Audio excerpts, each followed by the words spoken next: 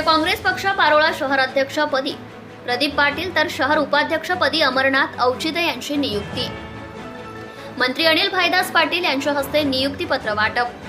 पारोळा शहरातील सामाजिक कार्यकर्ते प्रदीप पाटील व अमरनाथ औचिते यांनी आरोग्य नायक डॉक्टर संभाजीराजे आर पाटील यांच्या नेतृत्वावर विश्वास संपादन करत राष्ट्रवादी काँग्रेस पक्षात प्रवेश केलाय।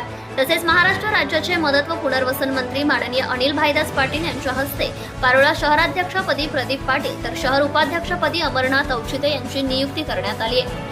तसेच येत्या काही दिवसांमध्ये येणाऱ्या विधानसभा निवडणुकी लागू होत आहे, त्यासाठी सगळ्यांनी जोमाने कामाला लागा अशा सूचना करत पुढील वाटचालीसाठी शुभेच्छा दिल्या।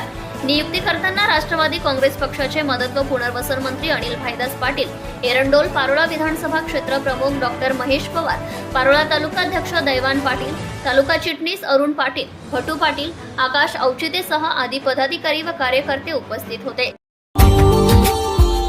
Subscribe now and press the bell icon. Never miss an update.